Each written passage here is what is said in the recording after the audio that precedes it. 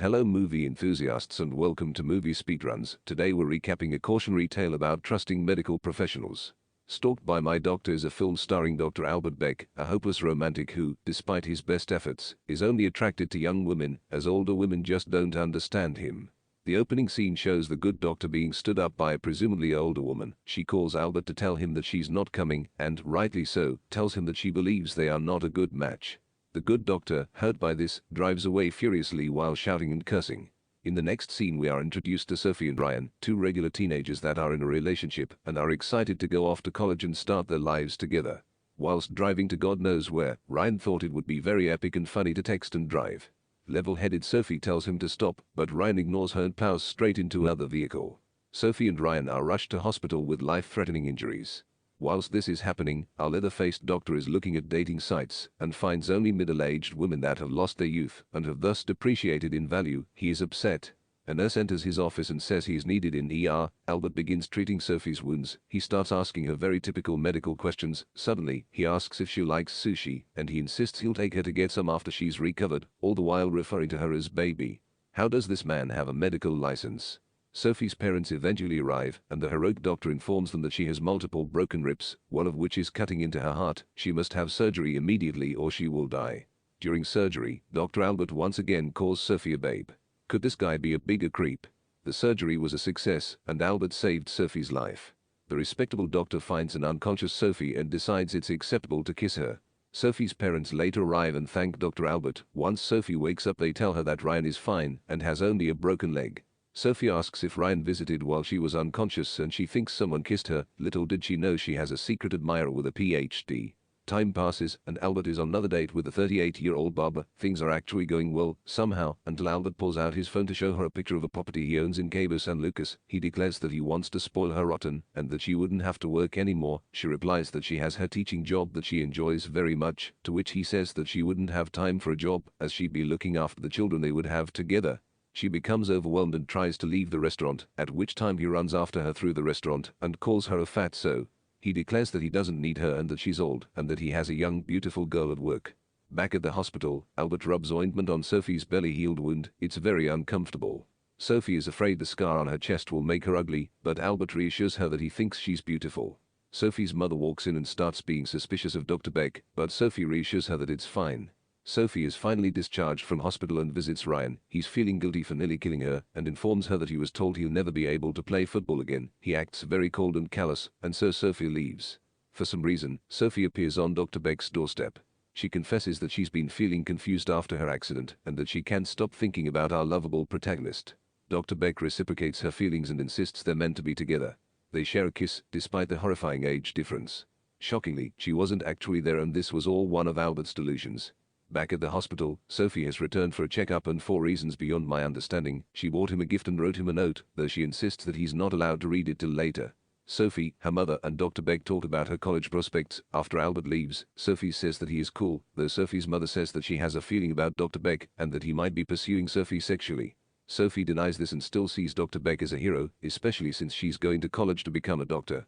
At home, Dr. Beck reads the note that Sophie gave him earlier. It's very thankful to him for saving her life, but she unfortunately ends it with a witty line that reads, with no pun intended, "My heart truly belongs to you. Love, Sophie." This only spurs Albert on more. This is when Dr. Beck engages his sicko mode. He stalks Sophie and her friend to a restaurant, at which point he accidentally bumps into them and makes pleasant conversation. After getting Sophie alone, he thanks her for the charming note and then proceeds to awkwardly stroke her finger. He invites her out to a movie, but after being freaked out by his flirting makes an excuse and declines. After being rejected by the young lady, Beck casually leaves to a nearby alleyway to have what can only be described as a mental breakdown, all the while calling her names and repeating, "I'm a doctor, I'm a doctor." The next morning, Sophie tells her parents about the incident and finally admits that her mother might be right about Beck, but her father is willing to overlook this since Beck is a brilliant doctor and he wants only the best for his daughter. After some convincing, the father agrees to talk to Beck. He confronts Beck at the hospital, but Beck denies any wrongdoing and gaslights Sophie, saying she imagined it. Later that evening, the good doctor waits for Sophie and her mother to leave the house and proceeds to break inside, look at the dolls inside Sophie's room, sniff their clothes, smell her bed and then jump under the covers. He then has another fantasy about Sophie which I cannot show in this video. Sophie eventually returns home, at which point Beck jumps inside her closet. Sophie is visited by Ryan. He apologizes for being a jerk earlier, gives her a ring that belonged to his grandmother, and they share an intimate moment, all while being watched by a horny spooky doctor in the closet. Sophie leaves with Ryan to show her mother the ring, and Beck makes his escape. Later on, Ryan stops by the hospital for checkup. Dr. Beck visits him, and Ryan confronts him about inviting his girlfriend to the movies. Dr. Beck brushes this off and steals Ryan's phone when he's not looking. He then sends a very insulting text about Sophie from the phone to Sophie's friend, and then deletes it. This causes the two of them to have a big argument. Ryan correctly deduces that Beck was the one who sent the text and confronts him at the doctor's home. Beck once again denies pursuing Sophie, which angers Ryan, who then attacks Beck with his walking stick. Failing to hit Beck, Ryan falls to the ground, and Beck then further injures Ryan's broken leg, threatens to phone the police, and then tosses Ryan's walking stick away. Ryan reports this incident to Sophie, and she becomes even more suspicious. Albert Beck, the clever cookie that he is, planned another accidental meeting with Sophie in a shop. Sophie is a lot more cautious this time. She confronts him about the torture he inflicted upon Ryan, but the silver-tongued devil worms out of it once again. He then presents her with a gift as an apology for making her uncomfortable last time. Turns out it's a doll. Creeped out by this, Sophie asks how he knew she liked dolls, and he says he just saw it and thought she'd like it. Like any sane person would do, Sophie said she couldn't accept it and leaves in a rush. Depressed at being rejected once again, Beck leaves with the doll and then proceeds to batter and mutilate it whilst screaming, "Nobody cares. Nobody cares." Sophie once again tells her parents about the creepy doctor. Her mother is now very concerned, but her father insists that they shouldn't ruin Beck's career. They eventually agree to change doctors. Sophie's mother accompanies her to retrieve a CD containing Sophie's CT scan data. Bumping into Beck yet again, Sophie's mother tells him sternly to stay away from her daughter and that he is no longer her doctor. She has now invoked Albert's wrath. Using the hospital database, he finds out that Sophie's mother is allergic to penicillin and then once again breaks into their home to spike her menopause medicine. She goes into an anaphylactic shock and is found on the kitchen floor by Sophie, who then rushes her to the hospital. Beck, satisfied with his work, comes to the ER to look at the ill mother when he sees a burned fireman. Dr. Beck had a flash of inspiration. Sometime later, Beck is watching Sophie from a parked car as she walks through a parking garage. He prepares some chloroform to attack her. He manages to get the jump on her, but she wiggles free of his grasp and makes it to her car. She quickly drives away and nearly escapes when suddenly Beck rams into her car, causing her to crash. He retrieves a tire iron from his car and smashes her driver's side window. Later, Sophie's parents are growing concerned as she has not yet returned home when they are visited by two police officers. They're informed that Sophie died in a car crash and that her body is burned beyond recognition.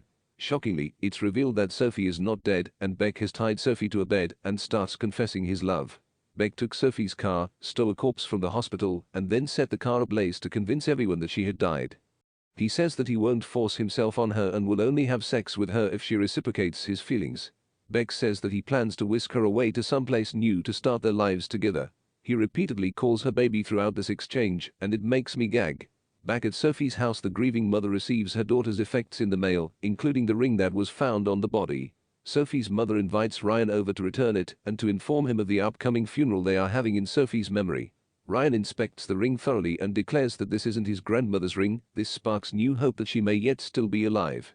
After some digging, Ryan and Sophie's mother believe that Dr. Beck may have altered the coroner's report to make the body that was found seem like Sophie. They lack concrete evidence, but leave for Dr. Beck's house all the same to investigate. For some reason, Beck is giving Sophie the most uncomfortable sponge bath there has ever been when they are interrupted by Ryan's arrival. Thank God. Beck knocks Sophie unconscious yet again and answers the front door. Ryan barges inside to look for Sophie, but unfortunately finds nothing. He moves Sophie to the foot locker at the end of his bed. What a crafty doctor he is. The mother and her one-legged companion apologize to Beck and leave in despair. The next day, Beck is packing and getting ready for the wholesome family vacation he has planned. He feeds her mashed potatoes to give her energy for the long drive ahead of them. With her mouth finally free and able to speak, she tries to play into Beck's delusions and seduce him. Sophie succeeds in convincing him to free one of her arms of the constraints. She cleverly reaches for the knife left on the plate of mashed potatoes, but fails to stab Beck. He's surprisingly fast. Tied up once again and with her plan failed, she gives Beck a verbal lashing, declaring that he's insane, that she hates him, and that no woman will ever love him. Beck has yet another emotional breakdown, repeating, "You hate me," over and over. He says, "After everything I've done for you, I gave you your life. I gave you your life and I can just as easily take it away." Sophie taunts him, saying that he should kill her. Beck then goes on a vicious and threatening tirade saying, "Let me tell you something. I can reach in that chest of yours and make that heart do anything I want it to." You want to stab me? You want to stab me? I'll take your arms. You want to run from me? I'll take your legs. You want to scream at me ever again? I'll take your voice. And then, Sophie Green, you will need me to take care for you for the rest of your life. You say nobody wants me? Well, who's gonna want a armless, legless mute like you? Get ready for surgery. Beck goes downstairs and starts preparing for surgery. Luckily, the frantic Sophie manages to escape from her restraints and bludgeons Beck as he enters the room with a syringe. She runs for the front door as he arrives in agony, but he quickly catches up to her. Sophie knees the doctor in his testicles and swings at him with a golf club. Finally, she strikes Beck and he falls unconscious, allowing her to escape this disgusting man. Sophie steals Beck's car and drives straight home, just in time to shock everyone by walking into her own funeral. She lovingly hugs her parents and then, somehow, Ryan sprints full speed toward her in spite of his broken leg and they share a passionate kiss. The police arrive at Beck's home to find it empty. Sophie really should have tied him up, but whatever. The final scene takes us to a sunny town in Mexico, where we find Dr. Beck waiting in a restaurant for a date, ending the film right where it started. This film is so bad that transcends bad and becomes genuinely enjoyable, and this is only the first installment. There are 5 sequels and possibly more to come. I rated 3 doctors out of 5 and would recommend it to anyone who wants to watch a sociopathic doctor descend into lunacy whilst drinking a beer and relaxing with friends. Thank you all for watching and tune in again next time.